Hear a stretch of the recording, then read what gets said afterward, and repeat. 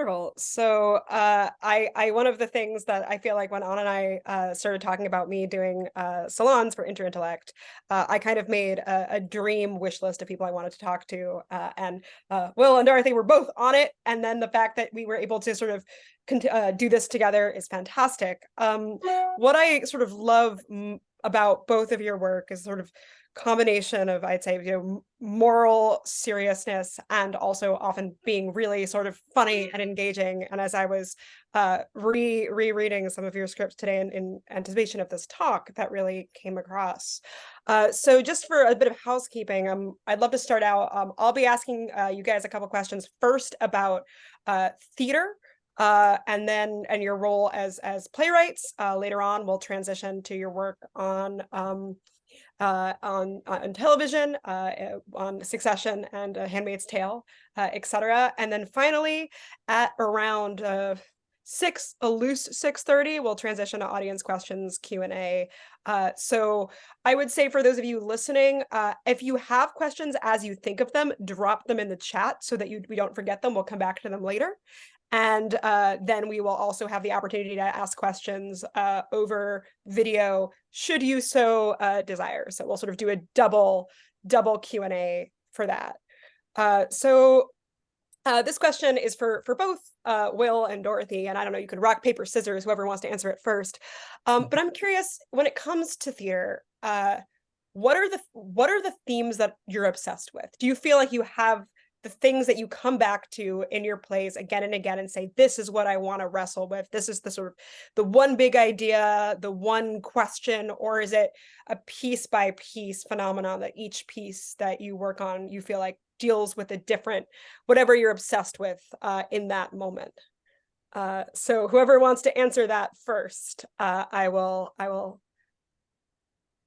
I'll jump in. I think for me, and I didn't know this when I was writing them. I think this is something that I've sort of figured out, like looking back and sort of going like, oh, I can see, 10 years worth of work. And I think this is what's been going on. But I'm really interested in the sort of implicit contracts that we make in our relationships. And that's any kind of relationship, a friendship, a mentorship, a romantic relationship. What are the sort of spoken terms, but then also often the unspoken terms? And then when someone makes a claim on one of those demands, what do you do about it? So I think that, that feels kind of broad, but I feel like that's the animating question in a lot of my work. And often they're relationships that don't have a formal arrangement. So like siblings, like, do siblings owe each other anything? Are they just two people who grew up in the same house? Do they owe each other, enormous amounts of sacrifice? What is the claim that a sibling can make on another sibling? What is the claim that a friend can make? Is a friendship relationship just something that is purely opt-in, and as soon as it becomes unpleasant, you can opt out? Or is there something where even if in the moment it is unpleasant, you have a history of friendship, and so you hang in there and you try to honor that obligation? And I think often we enter into relationships. The moments I'm interested in are when the implicit becomes explicit. So it's a relationship that has existed for some period of time, and we meet these characters at a moment where one of them is sort of making claim on, okay, so, given that this is our relationship, this is the thing I expect of you. And the other person's like, wait, what? No, I never agreed to that. And then you're stuck kind of investigating that. Like, is the claim valid? Does the person have a point? Is the other person wrong for trying to weasel out of it? And the choices that they make on top of that usually provide the structure for the play. Well, what about you? Yeah, similarly, I think it's just like looking back over what I've written, I do see certain patterns, like Dorothy was saying. I would say I tend to write with a sense of dread, either in the form of like, a curse or a sort of haunting or some sort of just a feeling of doom, and people sort of trying to navigate that together and have different reactions to it. And I usually just I find that the play builds to a point where you know the choice is either like hope or despair, and and it ends in this sort of like surrender to the things that we can't really understand. And I also write, I think, a lot about I obviously write a lot about family. I'm just really inspired by my family and faith. And another theme that I've noticed is sort of like that the tension between whether to be open to the world or closed. So I guess like the question of boundaries in a lot of different ways. And and sometimes when it goes really open, then the writing tends to go into this place of like this kind of fantasy of like fusing with everyone and not being able to tell the distinction between yourself and another person, or yourself and like the mass of humans on this earth. And then the closed route goes into this place of isolation and loneliness, and sort of toggling between those extremes and finding a little area. And somehow, yeah, making hopefully compelling characters out of that big mess of ideas. Yeah. It's fascinating listening to both of you, because on the one hand, I think sort of thematically in my own work, and I'm not a playwright, I'm as a novelist, like these are sort of questions I wrestle with, and yet I'm struck by kind of precisely how the medium of theater is particularly well set up to deal with those particular questions, those particular moments. And so I wonder if I could actually ask you both to sort of, now that we've talked about your obsessions, to talk a bit about what it is about stage, or what about plays specifically, even like not even sort of other work that you're doing right now for other media, that intensifies or complicates these sort of questions of the implicit and the explicit, or the way in which one might be open or closed to the world, like how to sort of form and content meet for both of you. I think for me, something about a play that is really different from a lot of other media is that there's a simultaneity of action. So if you have 4 people on stage, they're all doing something. And you as the audience member are kind of choosing like which of those 4 you're going to look at. And there's not a close-up, there's not a cut. There's not a like, okay, make sure you notice when like he takes the, bottle out of his pocket. Like if you catch it, you catch it. And if you don't, you don't. And I think that inherently lends itself to a work that has a multiplicity of perspectives. So that if you were to watch the play only watching one character, that character would have one experience of the events. And then if you watch it all over again following another character, you're gonna be like, oh, wow, from that person's point of view, like this person's being a real jerk. But from this person's point of view, like they're being totally reasonable. And it's kind of like you don't have to do the Rashomon thing because it's always that, because there's always 4 people's perspectives, or however many characters' perspectives at the same time. So I think it lends itself to situations that are ambiguous and fraught and complicated, where any of the people could have a claim to the high ground, any of the people could have a claim to a reasonable point of view. And then you just get to watch it unfold, and you get to watch the conversation sort of take place in front of you. I feel like it's very difficult to mimic that on film. You have to cut to people. You have to sort of privilege one person's face, either for a reaction or for while they're speaking. And it's really hard not to create a point of view that somebody is a hero, or that their experience is more important than another character's, because we're just watching their face more. And I feel like for me, the thing of, yeah, I don't know, this is a really messy situation. Like, it's a really messy situation. And the who you were when you entered into the, like, yeah, gosh, I don't know. Like, you got married and now there's a change, and like, should you stay married? I don't know. Boy, that's hard. Is really fun to unfold when you can switch so completely from perspective to perspective. Yeah.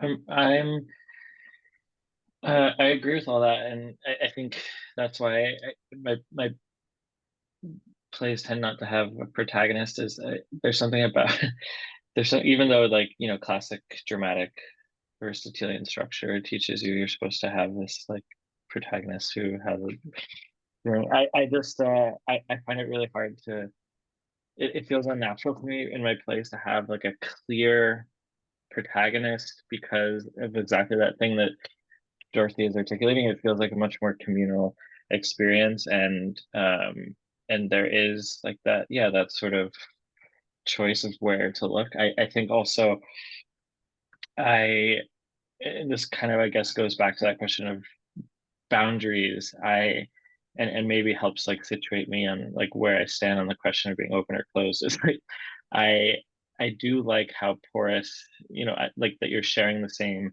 air with everybody. You're sharing the same air with the performers. Like I'm really always after that feeling of, you know, sort of yeah, like this double haunting, like, you know, these people have just sort of appeared in front of you. Like, how did they get here? How am I allowed to be in the same room as them? And also for the performers, like, how did these people get here?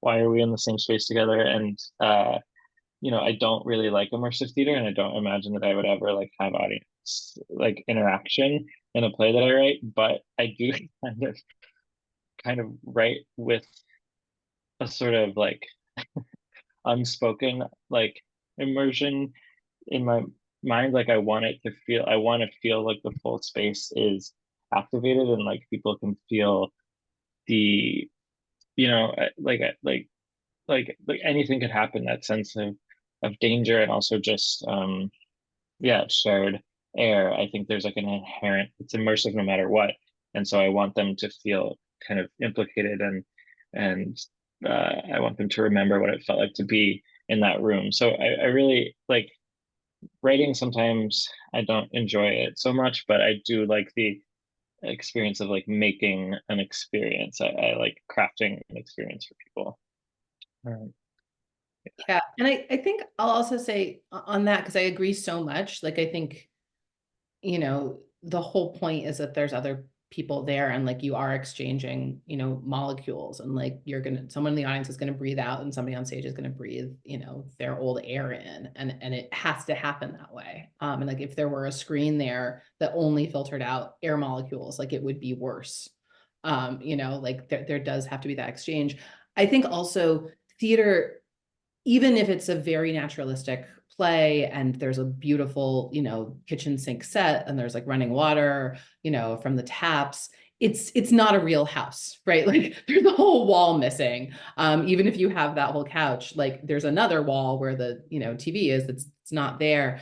So there's a job that the audience has to do, imagination wise, to fill in the pieces that aren't there. And sometimes it's a big job and it's like a guy on a cube and you're having to fill in the whole thing. Sometimes it's like a little expressive and like there's some trees and you get it. But even no matter how elaborate the set is, it's never going to be the room that you're really in if you're in a sort of, you know, proscenium or thrust setup. And so I think what you're giving the audience to do also is like they have work they have to do. Like they can't just sort of sit back and watch the thing unfold. Like they have to use their imagination to figure out, you know, well, what's outside that door and what's down the street and what's, you know, in this corner that I'm sitting in, like what piece of furniture or shrubbery would be here. And so I think if you do something where everybody in the audience is simultaneously imagining the same non-existent thing together, that's a really intense thing for a bunch of people to go through. Like they're all seeing a picture that you didn't make. visually. And I think that then gives them an investment in what's happening to the characters on stage, because they've already, mixed their labor with the event by using their imagination to construct part of the set. I am. I often wonder as a novelist whether like the novels are inherently limited as an art form, and I feel like hearing you both talk is going to me into thinking that like playwriting is like inherently superior to novel writing, precisely because of some of the things that you've just named.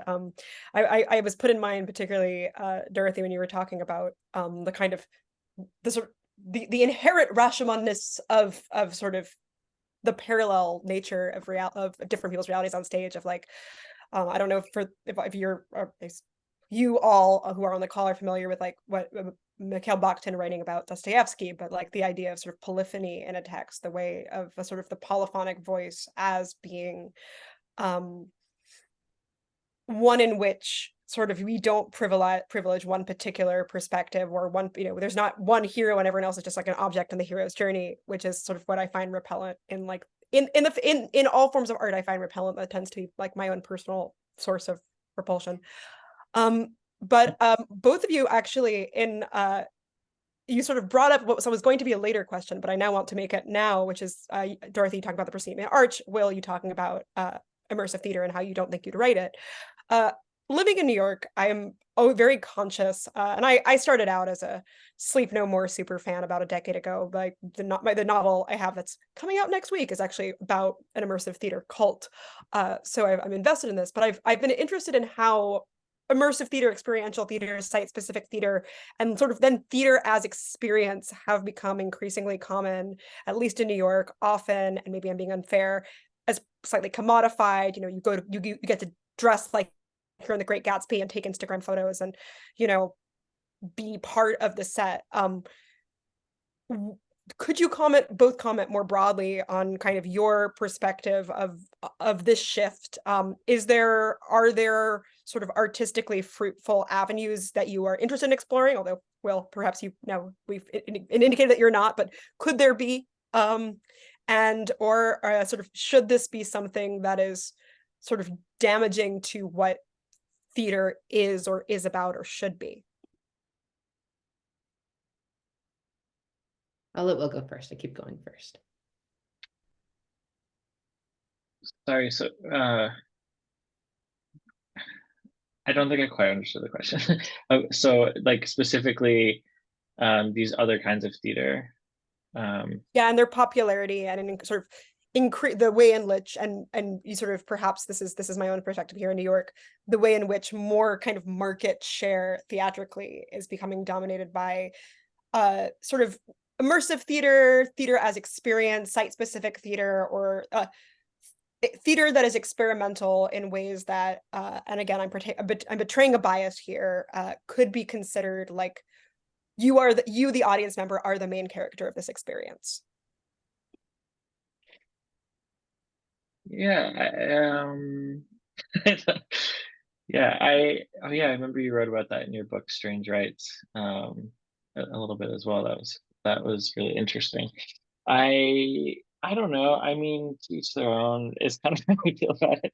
Like I remember going to Sleep No More and just kind of feeling I felt bored by the experience. I didn't, I kind of just would sit in the same place and watch like the sets change, or like watch like the transition moments between, like the feast where they're all doing the thing, and then I would sort of like just watch when it was just like sitting there and sounds. I don't know why that was more interesting to me. I think I just the walking around, the amount of choice was boring to me. I didn't want to have that much choice in general. I don't like having that much choice. But it's me personally. Yeah, it's just a taste thing. I understand why people like it, and yeah, they do seem to have this at times almost like spiritual relationship to that kind of experience. But I've never really understood it personally.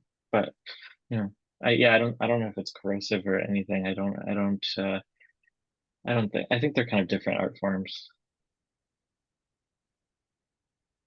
Yeah, I mean, I feel like theater sort of constantly has to make an argument for itself in some way. And so that kind of immersive thing, which also is like not super my cup of tea as an audience member. And I don't think I do a good job writing one. But I think it has a clear argument. You know, its argument for itself is like you get dressed up and you couldn't do this in any other art. You know, that's why this is a play, is because only in this moment can you be here. And I feel like, you know, theater, along with a lot of kind of big civic cultural institutions, there was a particular case that was made for them kind of in the middle of the last century that was like, we just do this because it's good. And like, you have to get season tickets if you are a member of this society, if you're a certain sort of socioeconomic educational level, like you just get season tickets and you go whether or not you like the plays, and maybe you'll like one play, but you have to get a season for 6 plays. And part of the reason you go is to demonstrate your commitment to the community that you're in. And part of the reason you go is because you're going to run into somebody in the lobby who it would be like embarrassing for you not to run into. So there's kind of a performance of your own civic virtue in showing up as a subscriber in this sort of theater model. And I feel like now that our performance of civic virtue is pretty much entirely internet based, you don't have to show up at a given location on a given evening to do that, to sort of make the case to your community that you're a good person. So then there's this question like, well, what is the theater? Like, we have this building and it has all these seats and it has all this parking, but it filled a certain social role. And in the absence of that social role, what is it here for? And I do feel like we're kind of in a moment right now where the institutions are wrestling with that. Like I mean, and I say this as somebody like, I'm not, you know, a part of any big theater institution. You know, I'm sort of on the side of it watching right now, but I feel like they're all having to figure out, what are we here for? And certain, you know, things are coming up. One version is, you know, we're here for like sexy, slightly commercialized, you know, things where it's kind of like a dance party, you know. There's also a version that like, we're here for a really particular moral edification. Like we have a really particular, you know, agenda that it is important that you experience with us, and you will come out of this a better person. And that's why you should come here. And that's why there's the parking. I think, especially after everyone stopped going to live events, anything, just we're in this moment where I think everyone's trying to sort of make an argument why they should exist. And so a lot of the things that I'm seeing feel like arguments in defense of an existence that is imperiled. You know, like a lot of theater institutions are in a pretty fragile state right now. And so I think I certainly am not like, why are you, you know, running around trying to prove your existence? I'm like, of course you are. Like, it's, you know, it's you feel threatened. And so you're trying to say, you know, I should exist. Here's why I should exist. But I think some of the behavior can be explained as an argument for its own continued survival. Makes a lot of sense. And I do want to return to the question of sort of the theater as an industry as we sort of cap off the theater section. But before that, I did sort of, I'm a theologian, so, you know, everything looks like theology to me. But I was sort of curious, sort of speaking personally, as someone particularly who did the sort of theater to immersive theater to realizing that what the thing that I wanted and was looking for was a certain kind of liturgical ritual to like actual faith pipeline. Yeah, the theater kid to Christianity pipeline. It's it's a non-zero number. It's a non-one. I don't know how many it is, but it's definitely at least 2.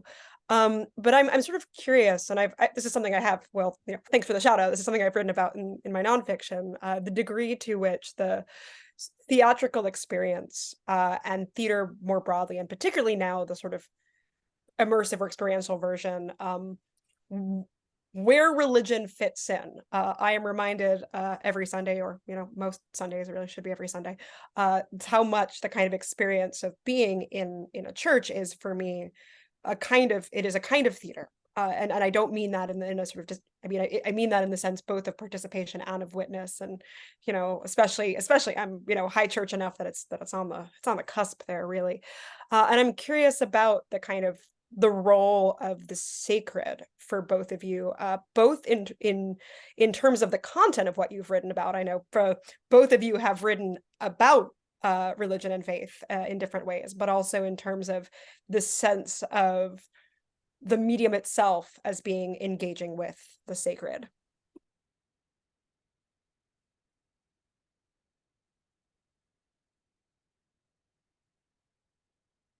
Yeah, I mean, I think there's definitely, at least for me growing up very Catholic, there's definitely a clear um, uh, connection between my attraction to theater and the mass for sure. I think just at the very basic level, just like your bodily orientation, the aisle and the thing in front of you. I think that uh, yeah, um, it's a really interesting thing because I want my plays to invite in anyone who wants to um, receive them, and so I try. I guess I find that um, um, I get what's tricky. I get okay. So what's tricky about it for me, this question, because I think about it a lot, is like if there is a sort of like parallel between the mass and a play, then that means that I've written the liturgy and I don't want that responsibility.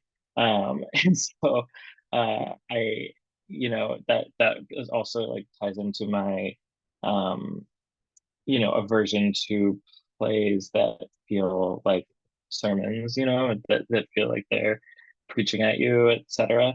And so, you know, I um I I I I think, and I also have this weird ambivalence when it comes to writing characters at all, especially because like when they start to become embodied by real people, and I'm putting them in all of these, horrible situations and giving them all of these like agonies and, stealing other people's pain to inform their pain. And it starts to feel like, I am playing God and I've like doomed them to this like constantly recurring hell they have to do every night.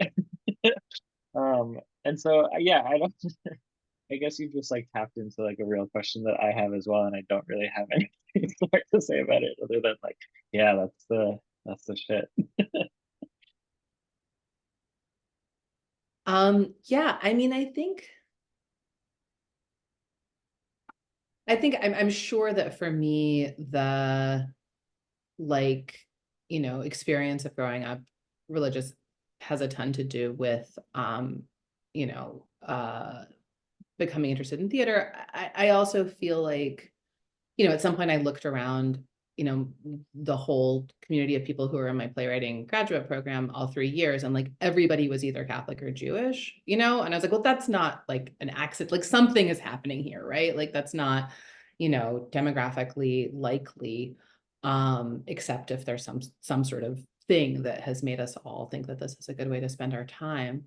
Um, I mean, I think for me, there are a lot of ways that I see parallels just even in the experience, both in like, I really hated Zoom church and I really hated Zoom plays. Like they felt like worse than just not doing the thing. Like I feel like the, spiritual communion prayer is like preposterous, like I'm just like, this is like, what are we doing? Like either like you need the cracker or you don't need the cracker. Like we can't like, what are we even doing? So there's a part of me that just like, in pandemic, like not being able to do live performance and not being able to do live worship, like all of the versions felt just insanely off, and not right. Um, And I also think there's a thing, where like the same mid-century phenomenon that means you have to go to your season subscription of the ballet, whether you liked it or not, was also the thing that made you go to church, whether you liked it or not, because you're going to run into your neighbors and they had to see you at church. And I do think we're in a moment now where that's also not true. So churches and religious institutions also have to make a case for themselves in a way that it was just kind of like, well, you do it. And in any given church, there's people who are very fervent and there's people who are looking at their watch, but you go, the default is that you go. And I feel like now in a lot of places, certainly the places I am most often, the default is you don't go. And so the choice to go is overcoming kind of the motion and the energy and the expectation that you wouldn't. I mean, I think I have written a lot, or I don't know, some about faith, not in plays. I feel like I haven't written a ton in my plays. I think that's partly sort of to what Will was saying, of just like imagining who my audiences are. Like, I feel like I definitely don't want it to feel alienating or off-putting. I think there are moments where there are, people who quote scripture or whatever and stuff that I've written, but it's not a ton. And I think when I think about characters, I definitely always think about whether or not that was any part of their life at any point. But it tends not to be something that like they'll pause and be like, well, but like, how horrible would it be if they did that about anything? Here's my backstory. But as I'm thinking about the characters, I will always have a sense of like, oh yeah, their family, was Christmas and Easter. Oh yeah, their family, very enthusiastic atheists. Oh, they grew up going to Sunday school until this event happened in their childhood when they were 11, and then it all stopped. I know that about them, and that's something that impacts how I see them moving through the world. But I tend not to like make the play itself stop and talk a ton about that, because I do think, just like as a person who watches other people, like you are, I mean, Will's right, like you're just stealing lives, and like as somebody who's like stealing lives, I'm super curious what people's experiences are with faith, as with anything else, and anything that anybody does that doesn't make sense, in which category I would put religious observance, is interesting to me, because that's them being human. And that's the kind of thing that's actually interesting to watch on stage. It's interesting listening to both of you, precisely because I find, again, not in my own work, that exact question, particularly Will, your summation of it, but also the sense of, how do you kind of write about this thing that is so central to the human experience without being didactic, especially when your audience members, particularly in 2023, might shelve your work in a certain way. But also this sort of moral question of like, what does it mean to play God when you create a world, whether it's theatrical or sort of novelistic, of kind of what responsibilities do we have to our characters? I feel like it's almost analogous to the like, are you allowed to yell at robots? Like, there are ways in which certain kinds of interacting with certain kinds of creation, even if it's not explicitly the creation of another human being, does like carry with it certain kind of moral responsibilities. And I'm often curious too, like, I think increasingly I've become convinced that like all textual worlds have an implicit metaphysic behind them, which is like God exists or does not exist in this particular world that may or may not relate to like the faith or lack thereof of a particular creator, but that there are sort of, the rules of the world do involve some kind of metaphysical assumptions. And that's something that interests me. And I wish we could talk about this for a few hours, but we can't, because many questions are on my list. So I want to kind of move away from the theology, painful though it is for me at this to do so, to just ask you kind of, before we move to transition to TV, the last question about theater is how you feel about the industry. And we've talked about this a little bit already, but are there what are the, briefly, like the trends you are most excited by or energized by, and the trends that worry you most in kind of what's going on with theater in, let's say, the post-pandemic era.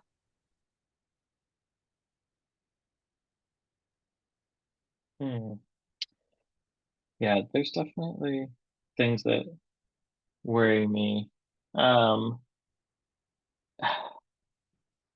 I sort of it's part of why I moved to LA because I was trying to break my theater habit a little bit because I want to make a film and I want to make a TV show, and I just found that I kept going to every play and either getting really angry or really energized, and just being sort of, it was almost like an addiction, and I definitely had like a withdrawal period this summer where like still all I could think about, and constantly checking the like theater reviews, and I didn't even realize how deep in it I was. I think the thing that concerns me the most about where things are is that because things are so precarious, and because ticket sales, especially for like off Broadway or more like, experimental work, or like the downtown scene, are so much lower than they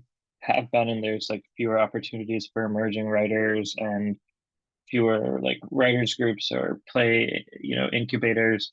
I think the work that is getting programmed is, at least from my perspective, is like dipping into this weird it's like nostalgic. It's excessively nostalgic. It's like there's very little interest in discomfort, which is my favorite thing about the theater. Is a disorienting, destabilizing experience that haunts you and lingers for days, and that um you can't quite articulate how it had that effect on you, and it feels like a sort of magic act, and there are irresolvable questions inside of it, and there's a scene that really annoyed you, but you feel like it's important, but you can't, like there's all of that discomfort, um and all of that um feels shockingly unvalued right now, or like devalued, and people really want to find hits that kind of feel cleanly articulated and like uh, neatly packaged, and like and inevitably like pretty nostalgic. So that was what was annoying me personally. Uh, which is not to say that I think like I don't think I think there are a lot of writers out there who are interested in creating very uncomfortable work, and I just hope that they don't quit, because it's hard out there. Yeah. Yeah, I mean, I think, the thing about a play is that like you see it or you don't see it, and then it's gone. And maybe it'll get a revival, or maybe it'll get another production, or maybe you can see it where you are, but you can't see that production.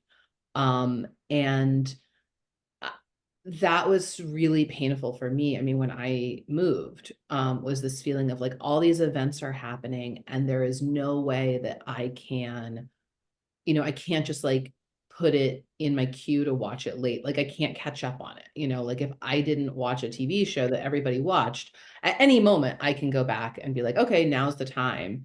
I'm gonna watch *Halt and Catch Fire* or whatever it is that like everyone was talking about, and they weren't, and for whatever reason I didn't watch it, but now I'm gonna go watch it and I'll catch up. And you can't, if you miss a play, like it's just missed. And I was in New York this summer and I was going to try to go see, there's a play I was going to try to go see. And like logistically, it was just really complicated for a bunch of personal reasons. And I just didn't end up doing it. And like, I've kicked myself so many times since then, because I was just like, I don't know, like, is that play getting done again, ever? I don't know. Like, the ephemerality of it, is what's really beautiful, but it's really painful. So I think that's something that I definitely feel like, I mean, right now, where does the money come from and why does it come from feels like the biggest question.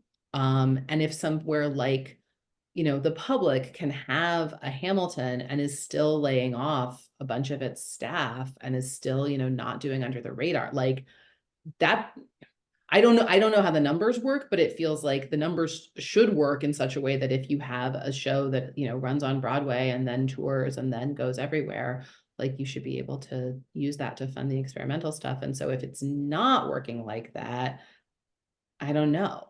And I think, yeah, I think this question of like, why are we doing it? You know, and then also I think it goes into this thing about ticket prices, which is like, if a play is 10 times as much as a movie ticket, then you have to have an experience that is 10 times more powerful than a movie experience. And that's a high bar. Like 10 times is a lot of times, you know, and that's going to privilege certain things. You know, that's going to privilege either a powerful feeling of nostalgia or a powerful feeling of like being told that everything you already think is amazing and you're amazing for already thinking it. You know, there are only certain feelings that like you're going to rate as 10 times as good as a movie. You know, seeing a really famous person up close, like you know, they exist, but I think my hope would be, you know, I've seen a lot of plays that I'm grateful that I saw that also made me so angry, or that there were like 3 moments in them that were amazing and then like 10 moments that I thought were awful. But I'm so glad I saw them. You know, they stick with me. I can recall them for you now. Like they're a huge part of my life, but I didn't have to pay 10 times a movie ticket to go see it. You know, I was living a life where like, you know, if you knew somebody who knew somebody, you could get a discount, or you could get a student ticket, or you could get like, there was this sort of way you could hustle your way into things.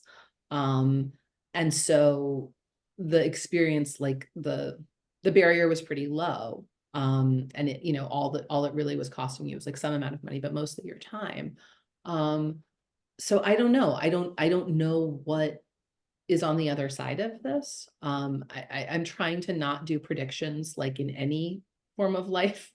It's just like a way to stay sane. It's just like make no predictions, because I think that they're mostly bad for us. So I'm trying to just live in the like not knowing what this is, but I do feel like it's on some level it's a math problem. This transitions neatly into the question then of a different industry, which is your work in television. So you both sort of, there's obviously frustrations with theater as an industry, and I'm curious what incentives, sort of both creative and otherwise, sort of brought you to LA, both geographically and sort of metaphorically, and creatively. How the work of writing for television as a medium is different creatively, sort of leaving you creatively from writing plays. I'll go first. So I moved to LA in 2009. We moved because my husband was going to grad school at Cal Arts. So I wasn't planning on staying here. We obviously have. And I wasn't planning necessarily on trying to do TV. We obviously have. So the initial move was just like a practical one. And I sort of thought I'd be moving back after his program was done. And you know, life has happened. You know, halfway through his grad school, we had our first kid. That changes a lot of things, especially how much you are concerned about health insurance. So a lot of very practical things kind of emerged. And I also found balancing like day job and writing and childcare, like doing 3 things was a lot harder than doing 2 things. And so I was like, oh, if I am only doing childcare and writing, then it would be really helpful if the writing paid a lot more. Because right now I'm doing 2 things that don't pay me, and only 1 thing that really is. So yeah, I mean, it feels sort of boring, but those are the practical reasons. I mean, the biggest difference is that it's collaborative in a writing sense. So theater is collaborative in that you have a director and you have actors and you have designers, and you know, it's always going to be an evolving thing that happens in a group of people, but the other people come in pretty late. They come in once you have a draft, unless you have a different writing style than I do.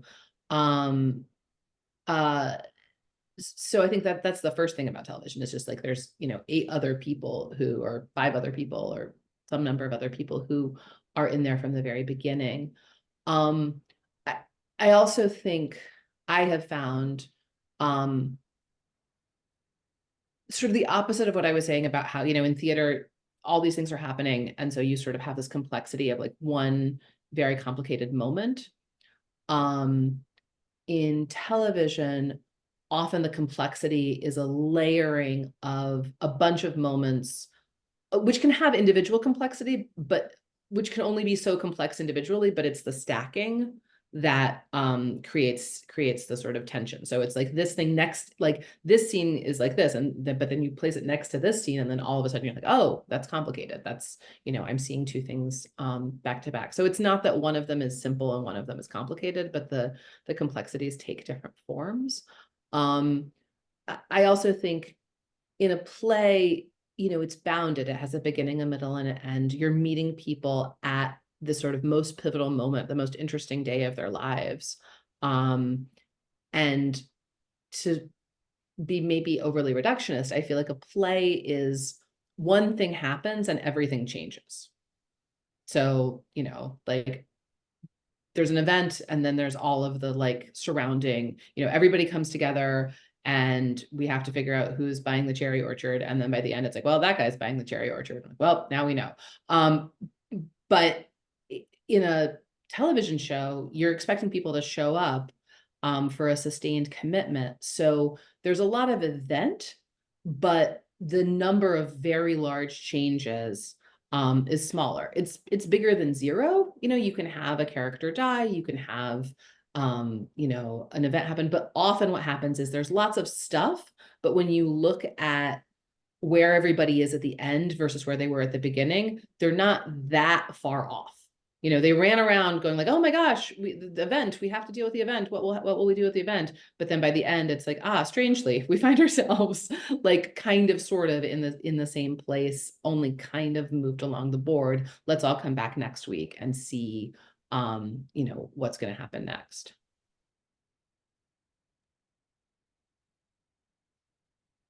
Yeah. Yeah, I moved to LA.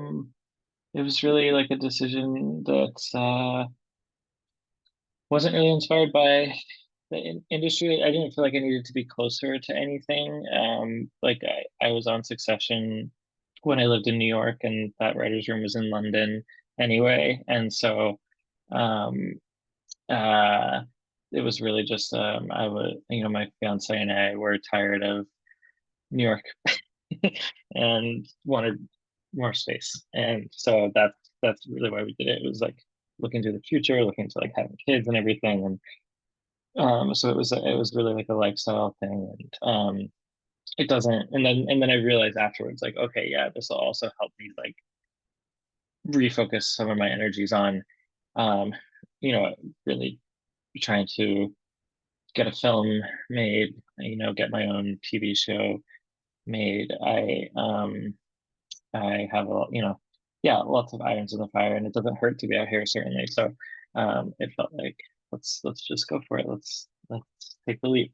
And yeah, I mean, I it was really hard for me to adjust to the rhythms of writing for TV.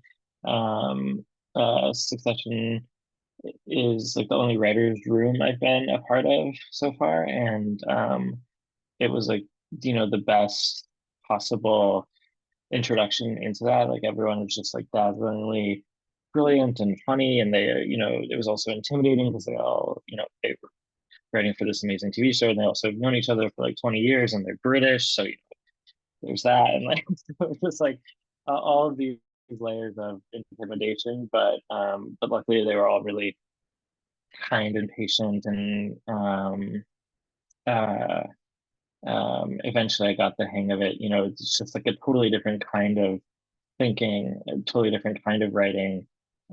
It's strangely, it's quite. You really have to leave your ego aside because, like you know, you'll get credit for things that you didn't come up with. You won't get credit for things you did come up with. Like it all just sort of comes out in the wash in this really interesting way. And you know, the most important thing is just trying to as much as you can shut off that internal monologue that, like, you know, that at least for me, it's like this, you know, this thing of like, you know, how am I doing? Was that smart? Was it, am I being brilliant? Am I funny enough? You know, like all of these things, all of these questions about like how I'm stacking up and whether I'm contributing. I eventually have to just like turn that off completely and just focus on the actual task at hand, the actual, you know, generation of story that, you know, because there is like a massive amount of story that needs to be generated on both like a microscopic and a very microscopic level.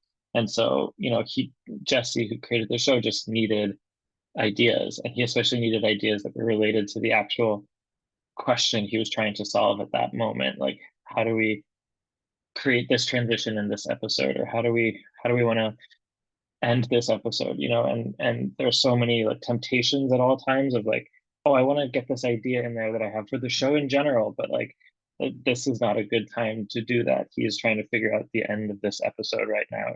He doesn't need your idea for like you know. Anyway, it's you know, you really it's like a lot of diplomacy, it's a lot of like social awareness and like emotional intelligence and like all these things that, like you don't really have to worry about when you're alone. So there are many more questions that I want to ask you, but the chat is speaking. Many questions are arising from the chat. So I'm going to put mine on pause to make sure that we get through quite a few of, thank you all for so many wonderful questions. So this one's from Sei. How did streaming and binging change the type of content being written? Did streaming blunt the need for procedurals and allow for longer storylines? Whoever wants to answer, feel free. This is the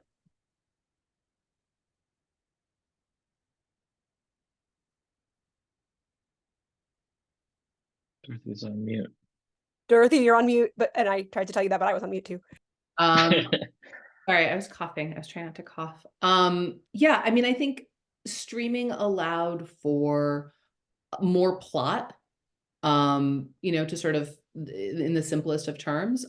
When you have a procedural, like one of the reasons you have a procedural is you can have a lot of plot that doesn't affect your main characters. So you have two doctors, they're in love with each other, they're repressing it. Every episode, though, the event is the person who showed up on, you know, their operating table and they're trying to do a heart transplant. So like maybe they get like a glance or like a tender moment, and over 11 seasons, they'll fall in love. But every single episode, mostly you're concerned about that guy on the operating table who is a guest star who will never come back again, and we don't ever see them again, but they're dying. So it's very high stakes. In a streaming show, you can have a very high stakes encounter with your main characters because it's fewer episodes and because it's not intended to last 11 seasons. You can have, you know, more stuff going on with your main characters. But that's also really hard. And I think it was a little underestimated how hard it is to maintain constant high stakes life or death experiences between main characters without having them turn into lunatics. Like I think it is just, it's actually really challenging. And often you'll have a show where somebody does something, you know, in the pilot that's wild and crazy and it's exciting. But then you're like, oh my gosh, if someone actually did that, like we should never hang out with them again. And their wife should leave them immediately. And like, I don't know that I want to watch them spend many seasons trying to stay in their marriage and stay at their job, because the thing they did at the end of the pilot was so psychopathic that they're actually terrible. And it's just going to get worse. So I think it had opportunities. I also think it had challenges. The biggest thing that it did, though, was that for a little bit, it had an unusual relationship to the economic success of the thing. So all they were counting was, do you get more new subscribers? And everybody was in a race to get new subscribers. And the way you got new subscribers was new content. And the way you got people to watch your new content was your content often would have something unusual about it. That there hadn't ever been a show from this perspective, or featuring this type of performer before, or from a creator who's got a really interesting life story. You were trying to get press that you could then leverage into people watching your show, that you could leverage into subscribers, which is it led to an explosion of a lot of people got shows, which was great. But they weren't necessarily watched by as many people. And no one was really paying attention to those numbers until they started to. So I think a lot of what's happening now is people are going, oh, we're going to start putting ads on streaming services. They're not, they're not making enough revenue as it is. Well, if we're putting ads on them, then all of a sudden that has an artistic consequence, which is you're doing commercial breaks. So if you're doing commercial breaks, then every 5 to 10 pages, you're putting someone in a situation in which the audience is going to want to return to see if they're okay after they watch a commercial, which is a really good fit for something where there's a patient getting a heart transplant, right? Because every 8 pages, they can have a medical complication that is exciting. And so then, even though the 2 main characters are only doing glancing, we're still going to tune in every 8 minutes. So I think there is an artistic relationship. When I was on Handmaids, I mean, I was very lucky. Like, for a minute, Hulu thought that it was going to just be the network that did adaptations of feminist novels. And I was like, this is amazing, so like I got, a development deals, and I got to do adaptations of different feminist novels. And then I think they were like, oh no, there is not actually an audience for that. Like, there's an audience for this one. But feminist literary novel adaptation is not actually a money-making strategy. And so, none of those are on the air, and they're doing different things. So I think there was kind of a minute, which I was lucky enough to get caught up in the 20 teens, where it seemed like everything was possible. And a couple of shows really were big hits and did great, and made money for their networks and made money for their stars. And that's awesome. But there were also a lot of things that were tried that kind of didn't go anywhere. And I think in general now, everybody's just going to be more cautious, at least, until the next, thing happens that makes them less cautious. But if it's a cycle, I think we're in a moment of, there had definitely been a moment of non-caution. And now I feel like we're in a cycle of a bit more caution, and certainly nostalgia. I mean, there's a reason why it's like The Night Court again and Frasier again. And like people want to have a familiarity with things. Oh, so this next one's from Krista, again, to either of you.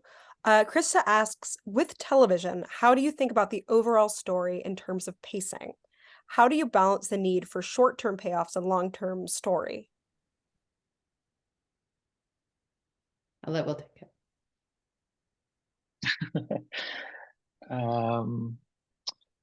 I feel, I'm honestly still getting my bearings with TV.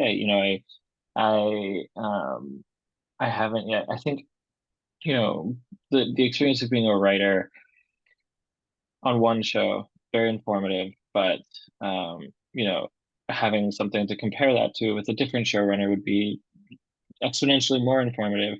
And creating my own show and having to actually go through the entirety of that process would be the thing that would make me really understand how to answer that question. Because right now it still feels like pretty hypothetical to me. Like, yeah, I might not be the best person to answer it, honestly, just because I don't know if I have my reps in yet. I mean, I think I feel like what you always want is, I'm going to use a metaphor, but I don't actually know what I'm talking about. So, but it's like if you had fuses on like a bomb, and this isn't going to make any sense because this is not how bombs work, but like you want, like, I don't know, fireworks, something explosive, right? Like you want some with like short tails, and then you want some with medium tails, and then you want some with long tails. So you need some storyline that's a very long fuse that you're following a little bit, that like at some point at the end of the, last episode, that bomb is going to go off, but you check in on it and you're like, oh, okay, it's like progressing down the thing. And then you have some that are like medium, that are like, episode 4 out of 8 of season 2, we're going to have a big mid-season surprise, and this character is going to get very ill, or this character is going to reveal an enormous secret. So we're building to that medium. But then you also need like a lot of little short fireworks. Like you need, if you're doing something with act outs, you really do. Like I worked on a CW show, and we were 6 acts and a teaser, and someone was getting murdered every 5 pages. And like you were writing to a pace where someone has a dagger at their throat every 5 pages. And it's a really particular way to write. And after 3 years of doing that, like I tried writing a pilot just for me, just because there was a story I wanted to tell. And the first draft of it is bananas, because every 5 pages, like someone's about to die. And and I showed it to people and they're like, I don't know why, like crisis every 5 pages. Like, I don't think this is the tone that you're going for, and all the rest of it. And I was like, oh yeah, I've internalized someone else's structure. Like I'm writing to please my showrunner, and I'm writing to please the corporate needs of the CW, which needs people to come back after watching the Clearasil commercial. And that requires someone with a knife at their throat every 5 pages. And I had to kind of work pretty hard to shake that off and be like, what is actually the pacing that I want for this pilot? And what are the events that I want to have happen? And can I make an emotional, event feel as climactic and as important in this world as somebody about to be killed? Can I make somebody looking at someone a weird way, like as meaningful as somebody having a dagger at their throat? But there still have to be, events all the way through. I feel like in some ways, I feel like for me, writing a TV show is like playing with Legos or Tinker Toys or something with a bunch of other people. Like you're all trying to make the thing, and you have to be pretty polite. And at some point, someone's going to put something on there that you're like, that's terrible. It's never going to be structurally sound, but you have to just like let them do it. Or you're going to do something that everyone thinks is terrible, but like eventually it'll fall, and then you'll be like, oh, that wasn't structurally sound. But you're trying to build a machine kind of together. And for me, writing a play is a lot more like what I imagine sculpture is like, which is like you have a piece of stone and you're sort of hacking away at it. And at some point the thing reveals itself and you're like, oh, I didn't know that's what it was. Oh, it's a swan. And then you're like, okay, well, I'll try to make a good swan. But there's not anybody else. And, and you just have to kind of get in there and like hack at it every day, and hope you don't destroy it. But it's just really different sort of spiritual experience. This next one's from Anna. So Anna says, I'd love to hear who the role models are for both writers. She mentioned specifically for the foreboding, haunting vibe and the multi-perspective simultaneity writing. Which screenwriters and playwrights do you like and learn most from?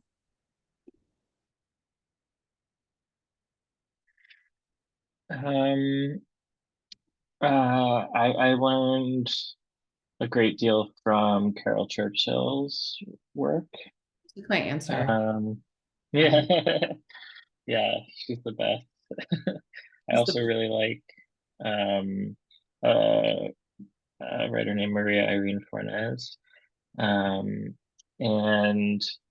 yeah, when I first moved to New York, I was really inspired by 2 writers, Richard Maxwell and Young Jean Lee, who both created this work that was very sort of like, it really informed, I think, how I came into my own voice as a writer. It was this very like, it was experimental work, but it was incredibly blunt. Like the writing was very kind of emotional and matter of fact, and it um, sort of like willfully obscure, or and I just found that very refreshing. Yeah, and screenwriting, you know I do, I am really inspired by the patron saint of screenwriters, Charlie Kaufman. And especially, I mean, he wrote like an amazing speech, like right as the strike was kicking off. It was just like such a call to arms for screenwriters. And yeah, I don't know. Those are the first names that come to mind for me. Um,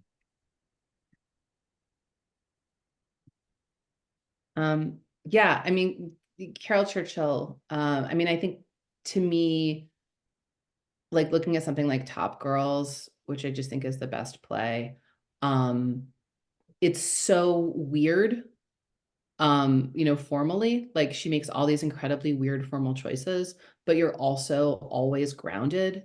Um, Even as weird as it, like it's disconcerting, but it's not abusive. And it sort of does this thing where it like destabilizes you and you're like, all of these people are in a room, they can't be in a room.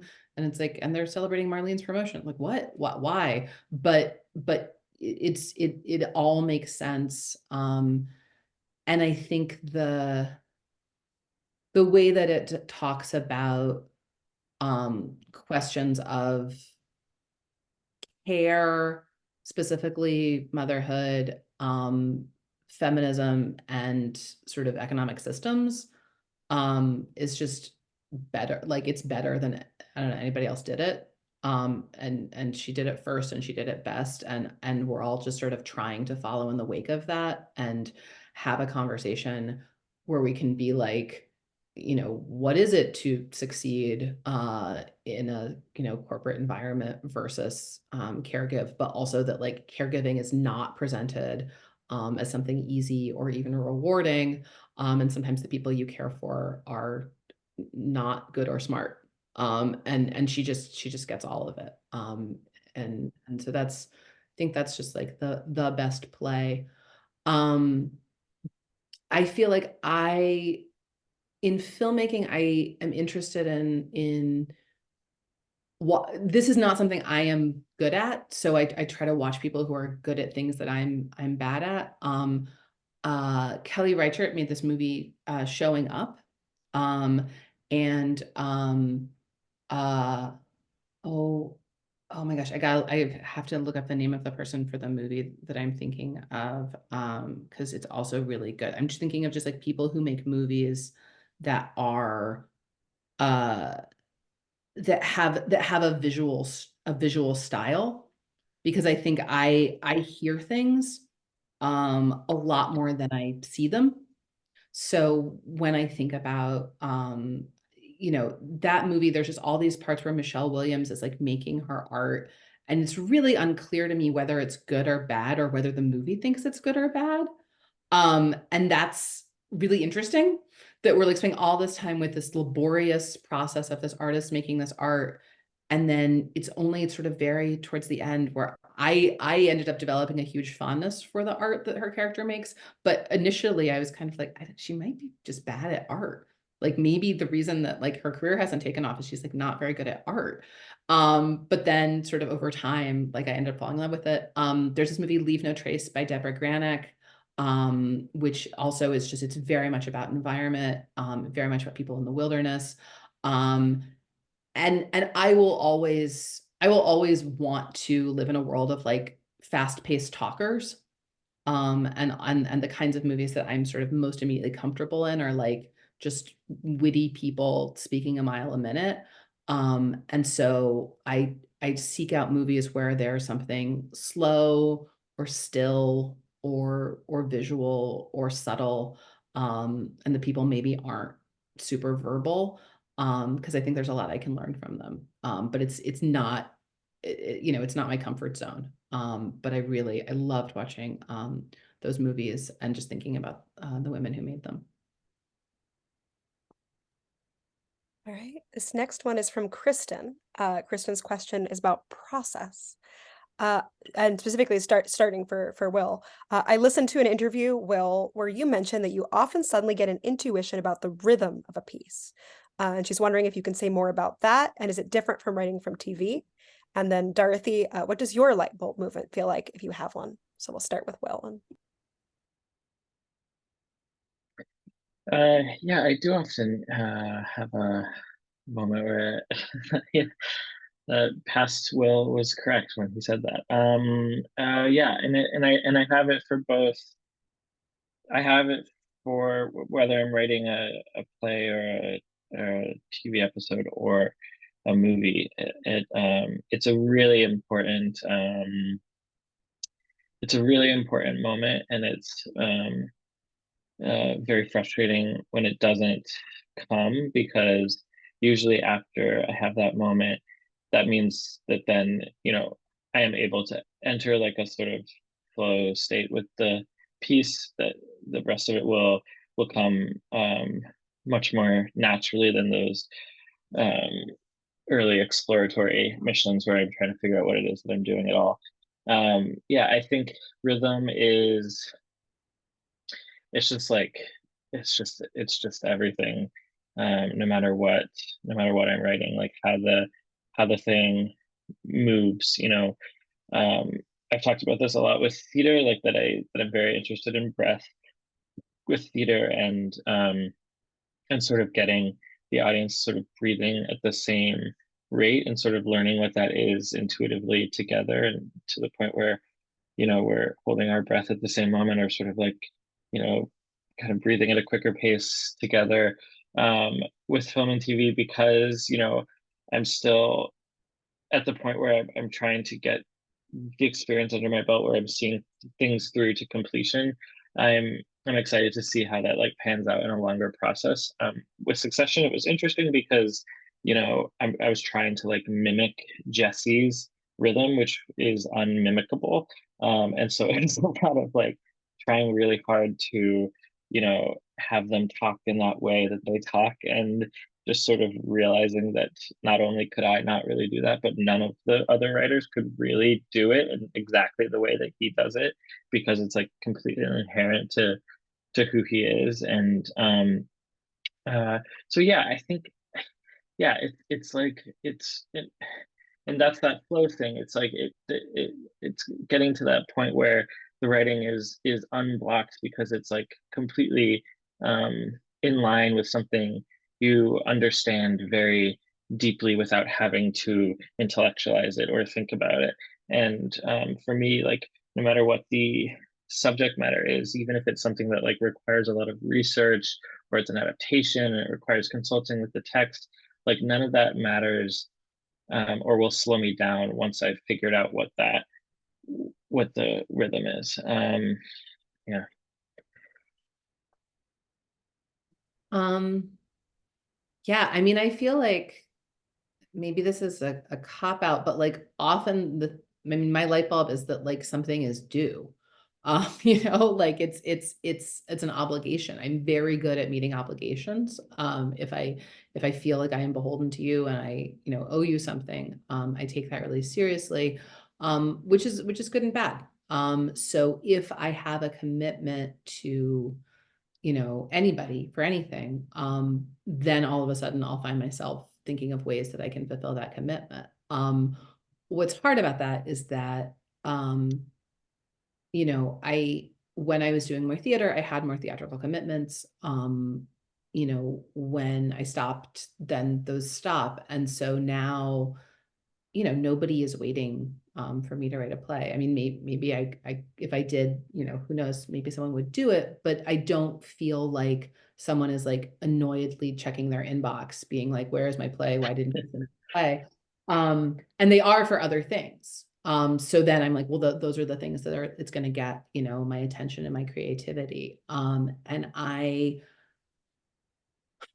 not to like dive too deeply into like intense me stuff, but I am in the middle of trying to figure out what is a good project for me to put my energy into, because I am really good at meeting those external commitments. I can sometimes end up with a lot of external commitments, and then kind of look around and be like, like what are the things that I am most excited about, that I sort of want to pursue, and that I often put those at sort of the bottom of the list. So I'm trying to work on creating structures such that I will work on things that nobody wants me to work on, and that nobody cares about.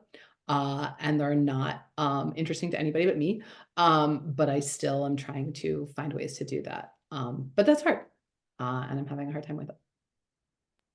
So this transitions into what was going to be my final question. So I know there's a bunch more in the chat, but I do want to give both of you the opportunity before we get to our very final questions to tell us a bit more. I was going to frame it as what you're most excited about working on right now. That was how but perhaps feel free to interpret it differently if what you're actually working on and what you're most excited about might not be the same thing. So I will ask both of you, what's next for you both? Let's frame it like that, and then after that, I'll go back to the chat to close out our talk. I'll go. So there was a strike that you may have heard about. So everything kind of ground to a halt. Coming out of that, I have a bunch of different sort of TV things that I am in the middle of working on, all of which I think I can't say anything about. So they're like, I don't mean to be coy, but it's just like they haven't been announced or they're sort of in very early stages. So I will let you know when I can tell you what they are. But they are TV things that are either adaptations or are collaborations or are trying to make a show. Yeah, and then I'm also trying to do a new project in a new medium, which scares me, and I don't know if I'll succeed or not. So that's me. Yeah, I guess because this is going on YouTube, I could like get in trouble if I'm like, oh, I'm just like normally if you're just having dinner with me, I'll be like this with this person, like all sorts of things I shouldn't say, but because it's online, I mean, I Cut don't this know, part out. We'll cut it out, Will, don't worry. But bleep it out. Well, there will be like very very loud heavy metal music playing. I was realizing recently that I tend to have like 9 projects going simultaneously, not necessarily like all in the top spot, like, but sort of 9 like projects that like have yet to be made that are like part of my imagination. And then I was realizing like, oh, I think it's because I'm one of 10 in my family. And so like there's like I'm used to like being able like caring about 9 people around the dinner table, and that's like where like I comfortably can live in terms of, I don't know, considering the fullness of something, if you think of each product as like a person. But um one thing I think I'm allowed to talk about is I've been, for the past couple of years, I've been adapting the Topeka School by Ben Lerner for TV, and for like a limited series, and just wrote the second episode. And who knows in this new television climate whether anyone will want to make that show, but I hope so. But I don't know, but it's been really fun to do it.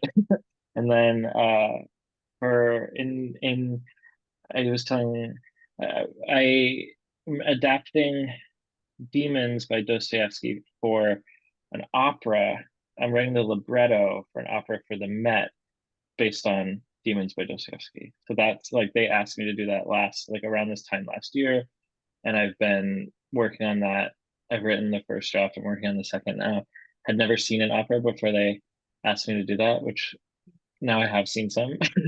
But that was like a very cool email to get, and it's been really, really fun to dive into a totally different art form. Who's And composing to it? read, the composer is Matthew O'Coin. Wow, yes, fan. All right, I'm booking my tickets as soon as possible. I want tickets now. Well, it's not premiering until 2027 because opera moves very slowly. I'm free But now. yeah. Tara is free. We're going. Okay, great. So I think we have 5 minutes left. So we have just about time for one question left. So does anyone does anyone want to volunteer for a rapid fire quick question? Because so many of the ones in the chat are more involved? Does anyone, you know, sort of a choose your fighter, fuck, marry, kill type question? Anyone in the chat? I don't know how to call on people, so someone just say something. If not, I will ask it myself. All right. Lightning round question then for both of you. What's the one piece of advice that you wish you'd known when you were starting out? Like what would you give your younger self?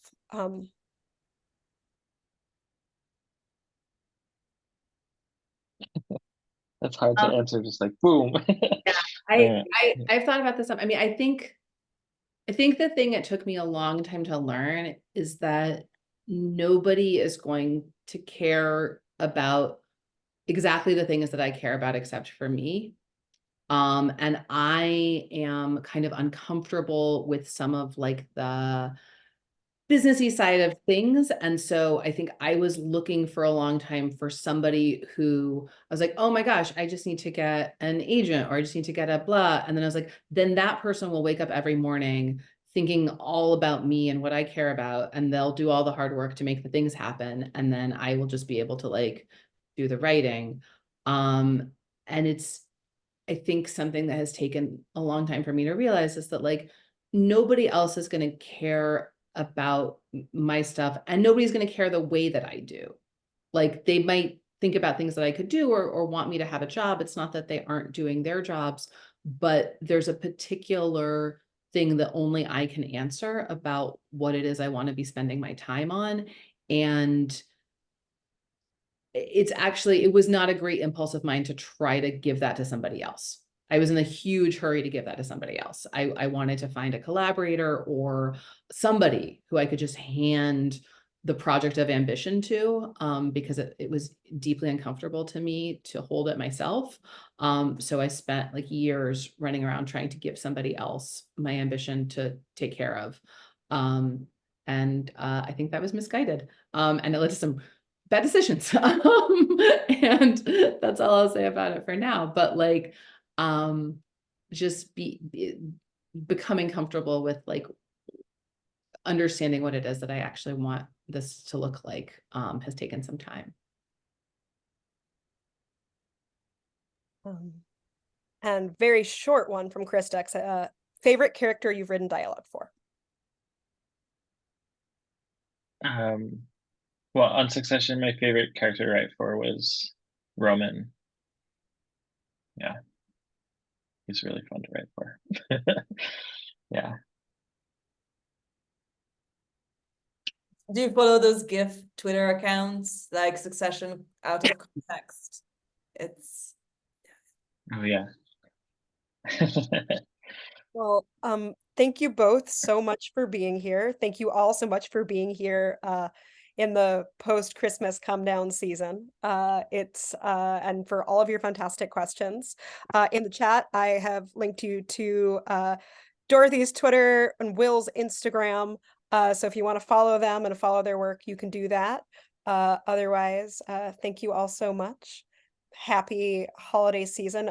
In Whit Stillman's Metropolitan, they refer to the week between Christmas and New Year's Eve as orgy week. So happy orgy week, everybody. And happy New Year. Thanks all. Thank you, everyone. Thank you.